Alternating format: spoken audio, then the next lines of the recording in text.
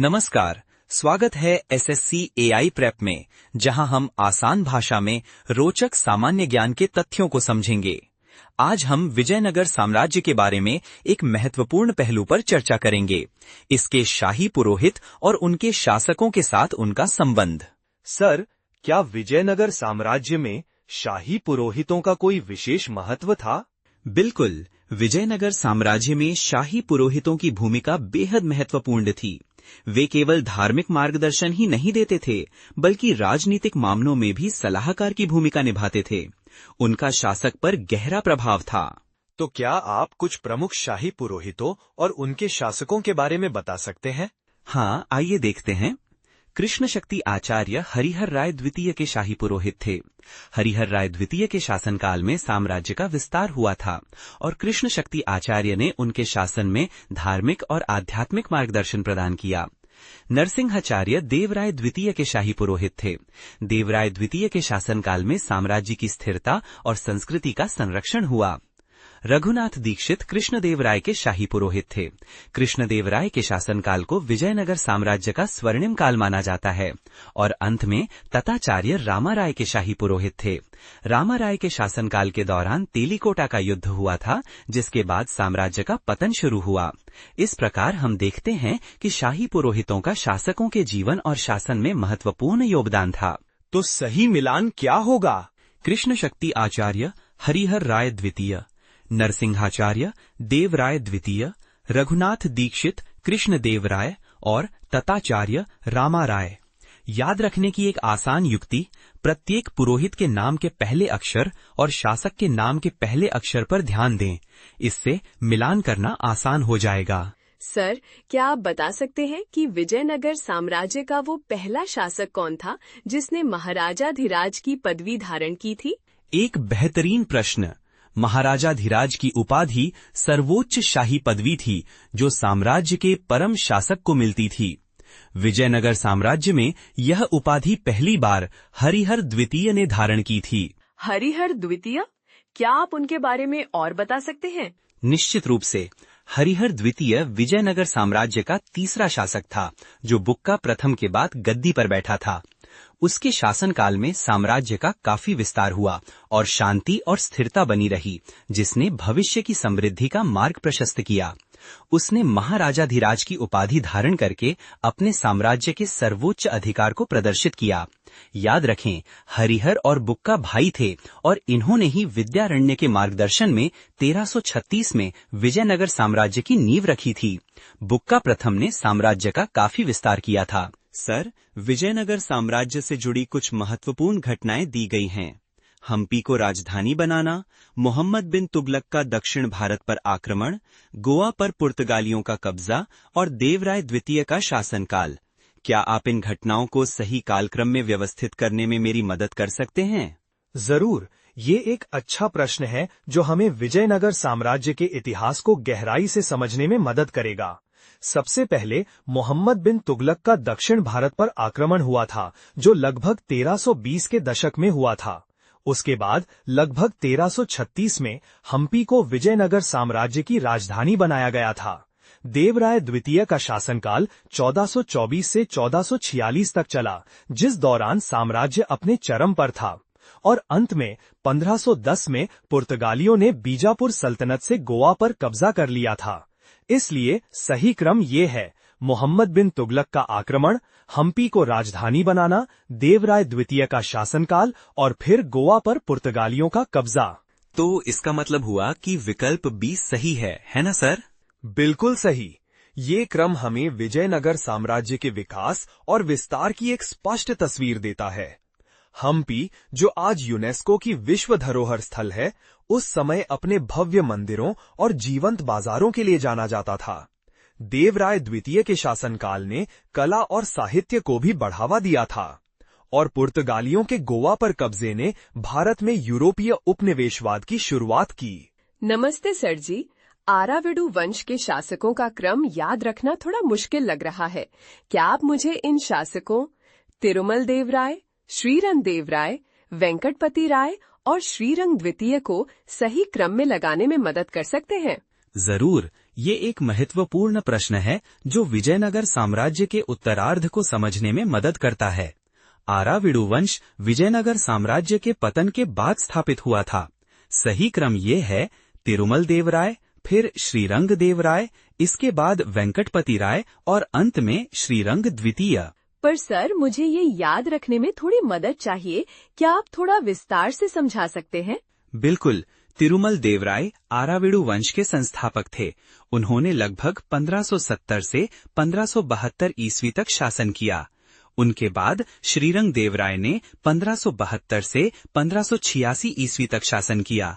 वेंकटपति राय, जिन्हें वेंकटा द्वितीय के नाम से भी जाना जाता है, ने 1586 से 1614 ईस्वी तक शासन किया और साम्राज्य को पुनर्जीवित करने का प्रयास किया। अंत में श्रीरंग द्वितीय का शासनकाल 1614 से 1617 ईस्वी तक रहा, जो आंतरिक कलह से चिन्हित था। तो याद रखने के लिए आप इस कालक्रम को नोट कर सकते हैं: तिरुमल, श्रीरंग, वेंकटपति और फिर श्रीरंग द्वितीय। समझ आ गया? नमस्ते सर जी। कृष्णदेव राय की उपलब्धियों को सही क्रम में लगाना थोड़ा कठिन लग रहा है। क्या आप मुझे इसमें मदद कर सकते हैं? गोवा का बीजापुर से पुनः अधिग्रहण, कृष्णा नदी तक के क्षेत्रों का विलय, बीजापुर की रायचूर में पराजय और विजयनगर के पास नए शहर का निर्माण। जरूर। कृष्णदेव राय के शासनकाल में विजयनगर साम्राज्य अपने चरम पर था। इन घटनाओं को सही क्रम में रखने से हमें उनके शासन की रणनीति समझने में मदद मिलेगी। सही क्रम है, पहले उन्होंने कृष्णा नदी तक के क्षेत्रों का विलय किया, फिर गोवा को बीजापुर से पुनः प्राप्त किया, उसके बाद रायचूर में बीजापुर को परास्त किया और अंत में विजयनगर के पास नागालापुरम नामक नया शहर बसाया। सर, क्या आप थोड़ा और विस्तार से बता सकते हैं इन घटनाओं का क्रम क्यों महत्वपूर्ण है? बिल्कुल। कृष्णा नदी तक के क्षेत्रों के विलय से साम्राज्य का पूर्वी तट पर नियंत्रण मजबूत हुआ। गोवा के पुनः अधिग्रहण ने समुद्री व्यापार मार्गों पर नियंत्रण स्थापित किया। रायचूर की विजय से उपजाऊ रायचूर दोआब पर नियंत्रण हो गया और अंत में नागालापुरम के निर्माण से विजयनगर के विकास को दर्शाया गया।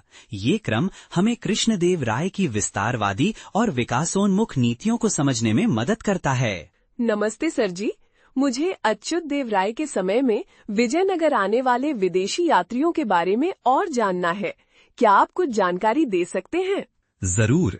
अच्युत देव राय के शासनकाल में कई विदेशी यात्री विजयनगर आए थे, लेकिन फरनाओ नूनीज का नाम सबसे महत्वपूर्ण है। वो एक पुर्तगाली यात्री, इतिहासकार और घुड़सवार व्यापारी था, जिसने अच्युत राय के शासनकाल के दौरान भारत का दौरा किया था। उसने विजयनगर के इतिहास का विस्तृत विवरण दिया, जिसमें शहर की स्थापना और 3 राजवंशों के शासकों के बारे में जानकारी शामिल है। क्या अन्य कोई महत्वपूर्ण यात्री भी थे जिन्होंने विजयनगर साम्राज्य का दौरा किया था? हाँ, कई अन्य यात्रियों ने भी विजयनगर का दौरा किया था, लेकिन अलग अलग शासकों के समय में।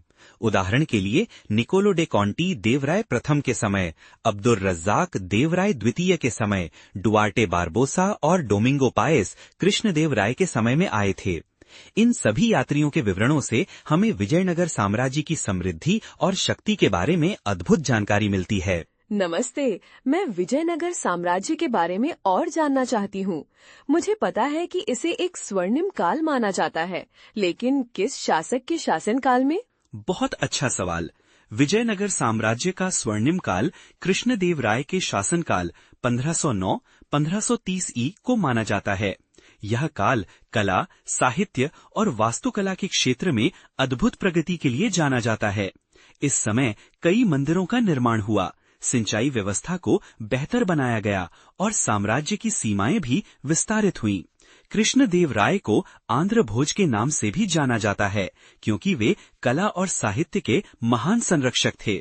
उनके दरबार में 8 प्रसिद्ध विद्वान, जिन्हें अष्टदिग्गज के नाम से जाना जाता है, रहते थे। अब तक हमने विजयनगर के शासकों के बारे में जाना है, पर इसकी स्थापना कब हुई, ये जानना भी जरूरी है। जरूर। विजयनगर साम्राज्य की स्थापना सन 1336 ईस्वी में हुई थी।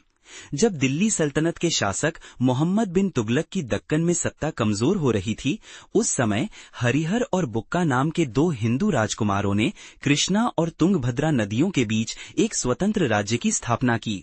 यह क्षेत्र दक्कन में स्थित था। धीरे धीरे उन्होंने कृष्णा नदी के उत्तर से लेकर कावेरी नदी के दक्षिण तक के पूरे क्षेत्र पर अपना शासन स्थापित कर लिया। इस बढ़ते साम्राज्य का बहमनी साम्राज्य से बार बार टकराव हुआ और दोनों के बीच कई युद्ध हुए। विजयनगर साम्राज्य के बारे में और जानने के लिए फिरिश्ता का विवरण बहुत महत्वपूर्ण है। उनके वर्णन में किस शासक का उल्लेख है जिसके राज्य में समृद्धि और शांति थी और जहां विदेशी राजदूत भी आते थे? बहुत ही अच्छा प्रश्न। फिरिश्ता के वर्णन से पता चलता है कि ये विजयनगर के शासक बुक्का प्रथम थे। उनके शासनकाल में विजयनगर साम्राज्य काफी समृद्ध था। उनके राज्य में जनसंख्या घनी थी और लोग उनके प्रति वफादार थे। मालाबार, सीलोन और अन्य देशों के राजा उनके दरबार में राजदूत भेजते थे और सालाना बहुमूल्य उपहार भेंट करते थे।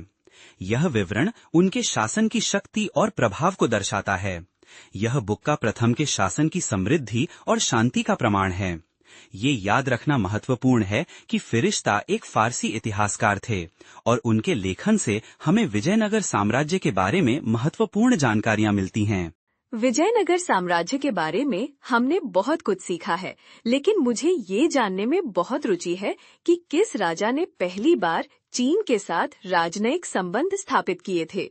यह एक महत्वपूर्ण प्रश्न है जो विजयनगर साम्राज्य के अंतर्राष्ट्रीय संबंधों को उजागर करता है। उत्तर है बुक्का प्रथम। उन्होंने मिंग वंश के चीन के शासक के दरबार में अपना राजदूत भेजा था। यह एक ऐतिहासिक घटना थी जिसने विजयनगर के बढ़ते प्रभाव और व्यापारिक संबंधों को प्रदर्शित किया। बुक्का प्रथम ने केवल चीन के साथ ही नहीं बल्कि अपने शासनकाल में अनेक क्षेत्रों में उल्लेखनीय कार्य किए थे, जैसे कि अरकोट के शासकों और कोंडाविडु के रेड्डी राजाओं को पराजित करना, अपनी राजधानी में किले और मंदिरों का निर्माण, कृषि गतिविधियों को बढ़ावा देना और श्री वैष्णवों और जैनियों के बीच विवादों का समाधान करना। उनके शासनकाल में वेदों पर टीका लेखन का कार्य भी प्रारंभ हुआ था, जिसे वेदार्थ प्रकाश के नाम से जाना जाता है। विजयनगर साम्राज्य के शासनकाल के दौरान संगीत में किस वाद्य यंत्र का विशेष महत्व था? विजयनगर साम्राज्य दक्षिण भारत का एक प्रसिद्ध साम्राज्य, कला और संस्कृति का संरक्षक था। इसके शासनकाल में संगीत का विशेष विकास हुआ और कई संगीतज्ञों को संरक्षण मिला। इस समय वीणा का विशेष महत्व था।